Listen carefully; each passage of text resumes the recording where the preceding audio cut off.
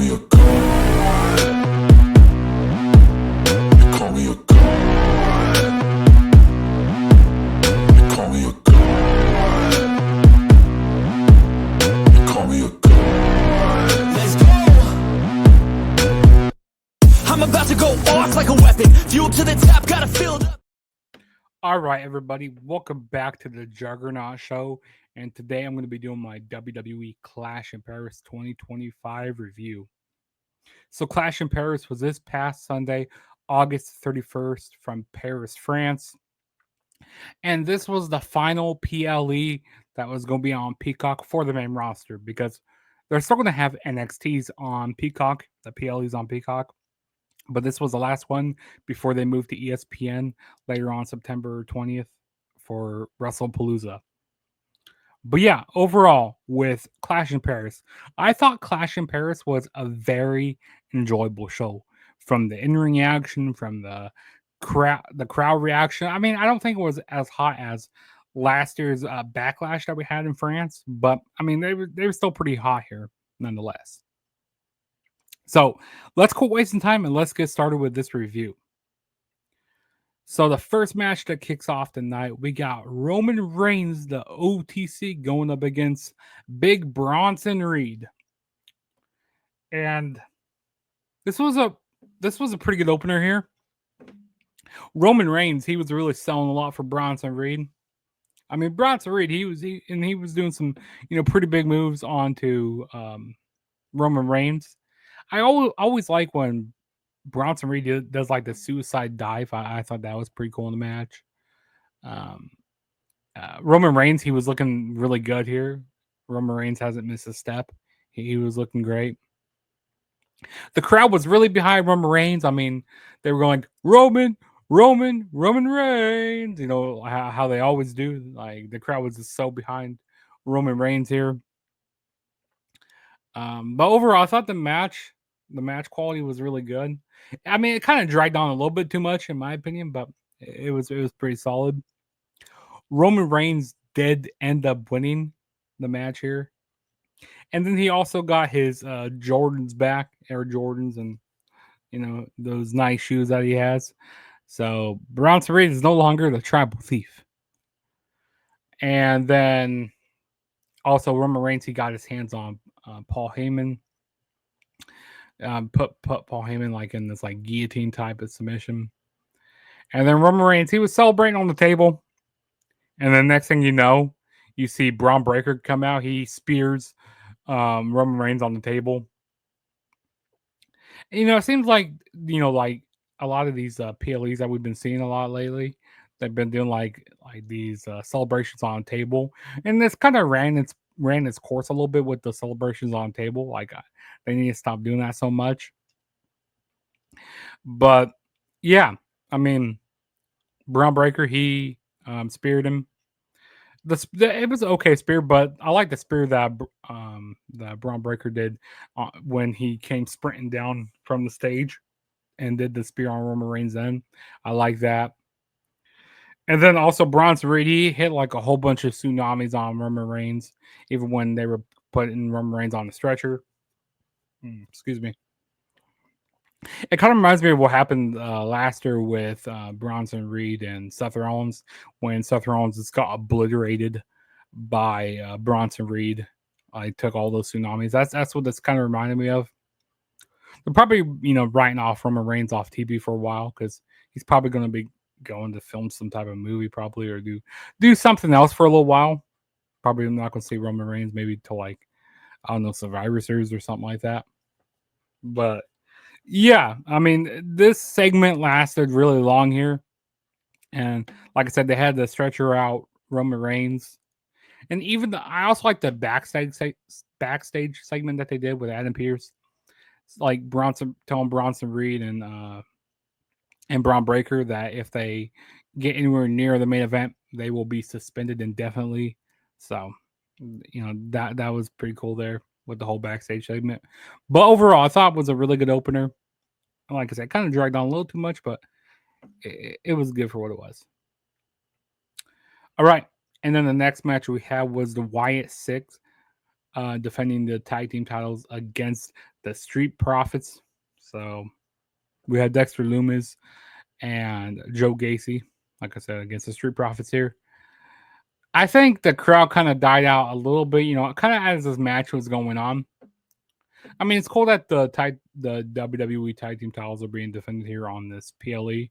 I want them to see on. I want to be on more PLEs, and also I kind of want this is kind of a sidebar here, but I want them to really kind of start elevating the Raw tag team titles a little bit more, because those tag team titles, like their tag team division is kind of isn't the greatest right now. They need more tag teams over there. But I thought the match was okay. Montez Ford and like Angelo Dawkins, I think it's kind of like this interesting story that they're doing. Like they're not like on the same page exactly. They're trying to one up each other a little bit, and like they want to be like the leader in the match, which that's not going to work with the Wyatt. That's not going to work with the Wyatts here. But I really like the ending of the match when the Wyatts hit the plague, which is like this brainbuster into this the power bomb. I thought that's pretty cool spot. I like how the Wyatts retained. They definitely need to use them more on TV and use them more on PLEs.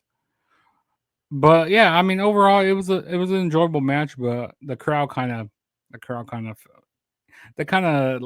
lost a little bit of the crowd in this match here.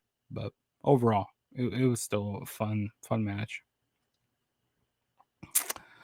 And then the next match we had was Becky Lynch going up against Nikki Bella for the Women's Intercontinental Championship. Now, leading up to this match here, I thought the promos back and forth between each other were really good. And even when Becky Lynch, told about the Ozzy Osbourne stuff when they were in Birmingham, she got a lot of heat on that. And then Nikki Bella, she's been, Nikki Bella, she's looking pretty good and she's looking okay. But I gotta say this match here, there was a lot of botches here. I mean, Becky Lynch is right. I mean, Nikki Bella is like a few steps, behind this whole new group of women. Because Becky Lynch, she's been having some great matches with Lyra Valkyria, with like Bailey, and other people like that. But yeah, Nikki Bella, she's just a couple steps behind them.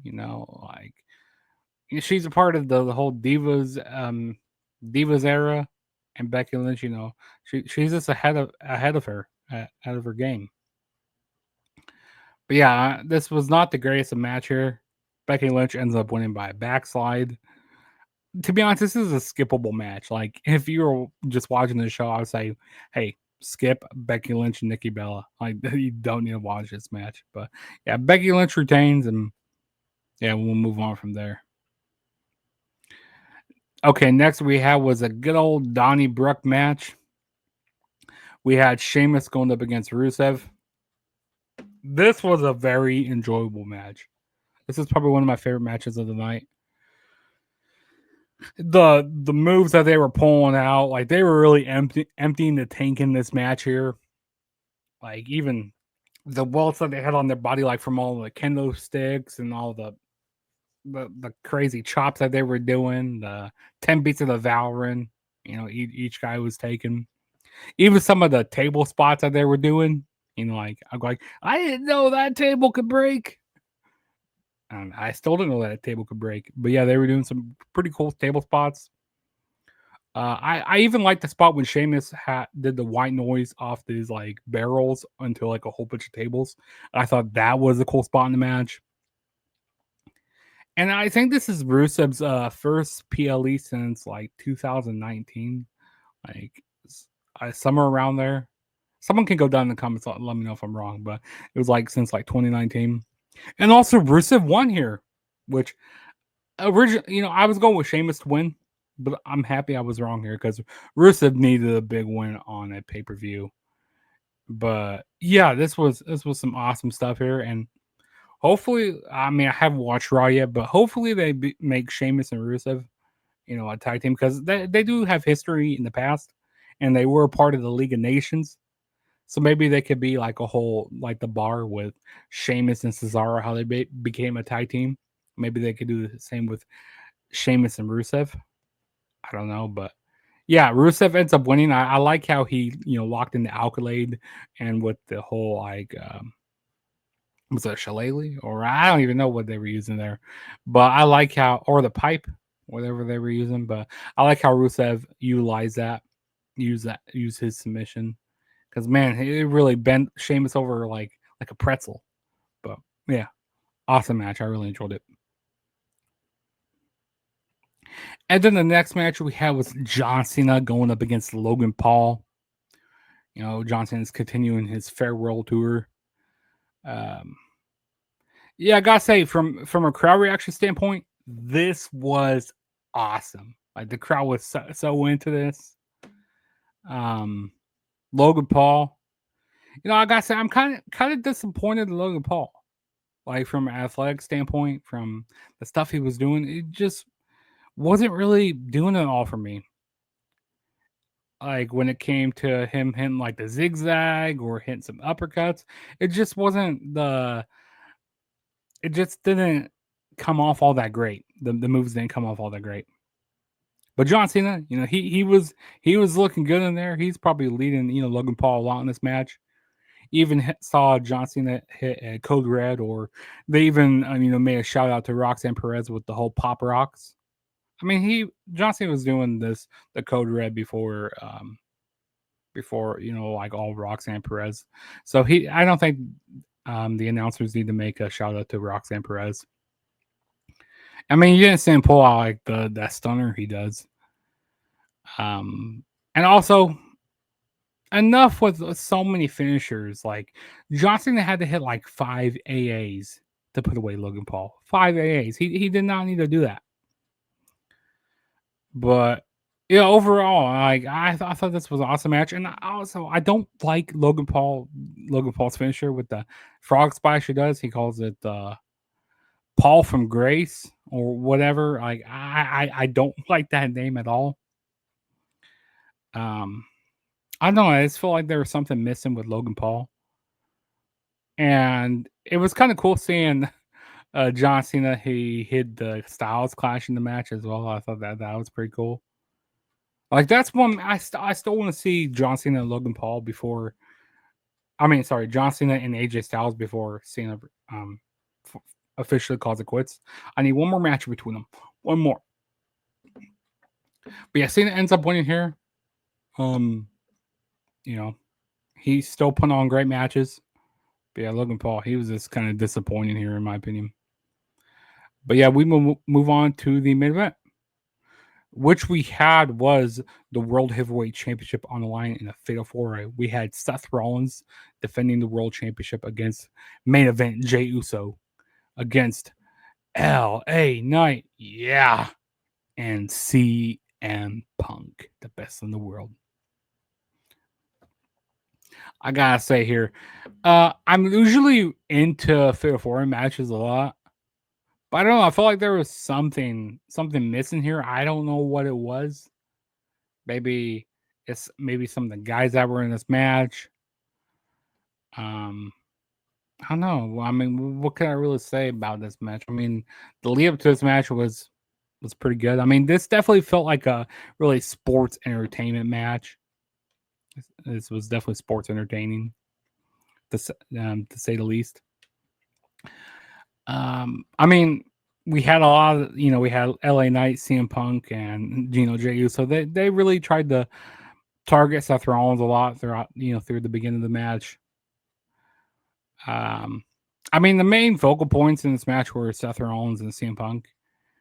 There were even some points where I don't know. I just don't think all these guys, have the greatest chemistry in this match. And sometimes the Fatal 4 matches that, like, CM Punk was hitting a whole bunch of like GTSs like back to back, and like they're making you think, oh, maybe CM Punk can win the title back. But I knew Punk wasn't going to be winning the title back here. I knew it. But I mean, there have been wrestlers that have won the title like in a Fatal 4 way. But I just knew Punk wasn't going to be winning here. But I did like the trash talking that Seth Rollins was doing this match, saying telling Punk that he hates his family, he wants him to leave, he wants him to die, get out of his company, like and all that stuff. And there's some execute. I mean, LA Knight, he took a pretty crazy bump through the announce table, and that was a wild spot in the match. CM Punk, that's kind of same spot that they did with the announce table. I mean, not the announce table, but with a table on the outside. It didn't look like it was executed all that great, and the table didn't even break all the way. Punk didn't go through the table like LA Knight did. But yeah, like ultimately the ending, it looks like CM Punk, he was going to hit another GTS on Seth Rollins, but we had none other than Big Tom Bex. She came out, did the low blow to CM Punk, and then helped Rollins win the match. Help Rollins retain, which this is definitely what the Vision needed. They needed a woman in this faction, and I think it gives them, this faction a little bit more character. I mean, Seth Rollins, he's great and all with his character he does, but adding Becky Lynch in here, oh yeah, adding the woman in here, I think that's great. And like her mic skills that she could do are amazing. So, yeah, this is awesome. I'm happy that WWE went in this direction, and this leads to like a possible AJ Lee return. I mean, I saw a little bit of something about maybe CM Punk might be on SmackDown this Friday, which is in Chicago, which, I will be in attendance for that, which I'll be vlogging that as well. But yeah, Punk will be there. Maybe we might see the return of AJ Lee, which, hey, I'm all for that. Then that could set up Seth Rollins, Becky Lynch going up against CM Punk and AJ Lee, probably at WrestlePalooza, because they're trying to make that card really big, because it's going to go head to head with AEW All Out. And speaking of AEW, like if this was an AEW main event, I think a lot of people would have like shitted on this. People would not have been like entertained with this. But since this is WWE, like it's definitely sports entertainment heavy, and these, they don't necessarily always rely on in-ring action. You got the great entrances that they do. You got the great character work. So, but yeah, if this was an AEW, a lot of people probably would have shitted on this. But yeah, Seth Rollins retained. The match could have been better. Like I said, I'm usually more into fatal four matches, but kind of seemed like a filler one here. But yeah, Rollins retained, and that's how Clash in Paris ended. So yeah, overall, I thought it was a great show. I mean, like I said, there were a few things I wasn't the biggest fan of, but hey, it was good. Definitely go down in the comments. Let me know what you guys thought of Clash in Paris. Did you guys like the show? Did you guys not like it? Like, let me know. And also, if this is your first time ever checking out my channel, hit that subscribe button. That really helped me out a lot. Also, hit that notification bell to be notified every time I make a new video. And also, don't forget to hit that like button to help out my videos in the algorithm. And go down in the comments. Let me know what you guys want to see on my channel going forward. Because I'm also going to bring back more football content. Football's just coming up on Thursday. So I'm excited for that. We'll be doing some Chiefs content, more wrestling content. Definitely stay tuned to my channel, guys. Subscribe, like, notification bell, do all that. And subscribe to all those channels that are down in the description below. But this is your boy Juggernaut saying peace out, and I will see you guys in my next video. So peace.